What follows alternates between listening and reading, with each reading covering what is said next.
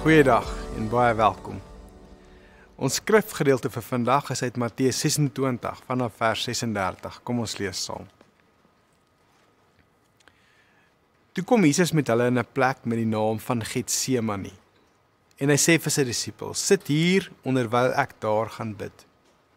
En hy neem Petrus en die twee seuns van Zebedeus saam en begin bedroef en benoud word. Toe sê hy vir hulle: "My siel is diep bedroef tot die dood toe. Bly hier en waak saam met my." En het hy 'n bietjie verder gegaan en op sy aangesig geval en gebid en gesê: "My Vader, as dit moontlik is, laat hierdie beker by my verbygaan. Nogtans nie soos ek wil nie, maar soos U wil." En hy kom by die disippels en vind hulle aan die slaap, en hy sê vir Petrus: "So, was julle dan nie in staat om 1 uur saam met my te waak nie? Waak en bid, dat julle nie in versoeking kom nie. Die gees is welgewillig, maar die vlees is swak." Weer het hy vir die tweede maal gaan bid en gesê: "My Vader, as hierdie beker nie by my kan verbygaan, sonder dat ek dit drink nie, laat U wil geskied." Toe kom hy en vind hulle weer aan die slaap, want hulle oë was swaar, en hy het hulle met rus gelaat en weer vir die derde maal gaan bid en dieselfde woorde gesê. Daarop kom hy by sy disippels en sê vir hulle: "Slaap maar voort en rus. Kyk, die uur is naby en die seun van die mens word oorgelewer in die hande van die sondaars." Die 101 van Christendom is: leer Jesus ken en doen wat hy doen. Iemand het eendag gesê: wat waar is van Jesus moet waar wees van ons. Maar ook, leer Jesus ken in sy motiewe. Hoe en hoekom. Jesus leer ons om te vra en wys ons deur sy lewe hoe om te vra. Deur te vra toon hy sy afhanklikheid. In 'n ander gedeelte sê Jesus: "Gelukkig is elkeen wat weet hoe afhanklik hulle van die Here is." Jesus sê as jy dit kan besef, sal jy gelukkig wees. En dan doen hy dit self. Hy doen niks uit homself nie, maar vind alles by sy Vader. Hy neem hierdie stap, hy neem hierdie plek in by sy Vader in die teenwoordigheid van sy Vader. Dit is hoe ons geluk in die lewe kan kry volgens Jesus. Dit kom wanneer ek soos 'n loot in 'n wynstok al my energie en lewe deur hom kry. Ek's die loot, hy's die wingerdstok. Ons is saam, ons groei saam, ons is een. Ons kry lewe by mekaar. Ek erken nie net my afhanklikheid as ek vra nie, maar ek erken ook sy vermoë en sy goedheid wanneer ek vra.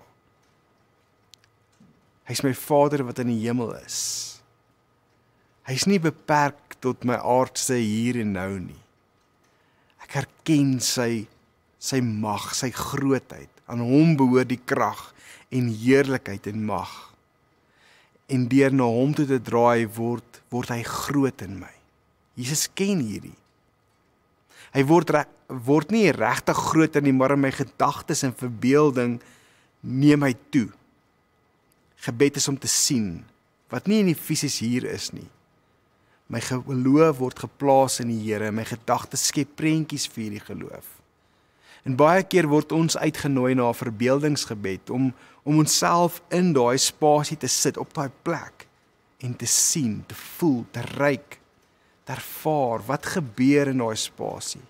Te sien hoe die Here sy hand na my lewe uitstrek, sy hand op my skouer sit, saam met my die vertroosting gee wat ek nodig het. In hierdie verbeelding begin ek net die pad sien wat hy oopmaak. En dis wat Jesus doen, nie my wil nie, maar U wil, en dan begin hy sien hoe hierdie gedagtes en verbeelding in lyn kom met dit wat God wil hê. Dit beteken nie dat ons altyd kry wat ons vra nie. Jesus het gevra dat die beker by hom moet verbygaan, en dit het nie. Die Vader hoor egter altyd wat ons vra. Hy word onder andere die hoorder van ons gebed. As ek dink op Psalm 65. Hy hoor ons. Hy antwoord of hy reageer ook altyd op gebed. Nie Miskien soos wat ons vra nie, maar soos hy wil. En dan sien ons in Getsemane, Jesus kry nie wat hy vra nie, maar die Here stuur 'n engel, 'n boodskapper om hom te versterk in die tuin. Daar's 'n vertroue. Daar's 'n voorsiening van die Here af en 'n vertroue dat die Here dit sal doen, dat God dit vir my sal doen. Ek vra, maar nog meer ek vertrou. Ek's afhanklik van sy wil. Jesus as voorbeeld van ons, hy maak sy begeertes aan die Vader bekend, soos hy ons leer. Maar dan gee hy ook oor aan sy begeertes, onderhewig aan God se wil. En dis wat gebed vir ons vra. Ons maak ons begeertes aan God bekend, maar ons gee ook oor aan God se wil. En dis die moeilike deel van gebed, reg? Ek maak my begeertes en behoeftes bekend aan God, en dan vertrou ek dat sy wil sal geskied ten spyte van wat ek wil hê. Ek vertrou nie die Here vir wat hy vir my doen of nie doen nie. Ek vertrou hom vir wie hy is, al doen hy vir my niks. Dis 'n ingesteldheid. Een wat gekweek word in my verhouding met die Here. Ek moet dit leer. En dis hoekom die disippels vir Jesus vra, leer ons dit. Jesus in die skadu van Getsemane vra, laat die beker verbygaan. Dit gaan nie verby nie. Jesus stel die lydensbeker op. En die Here strek sy hand uit na hom. So is dit vir my, en so is dit vir jou ook. Kom ons bid saam.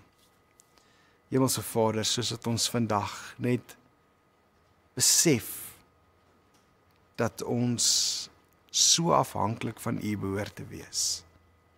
Ook in ons gebede is hierdie afhanklikheid te oorgee na U wil en dit wat U in ons lewens soek.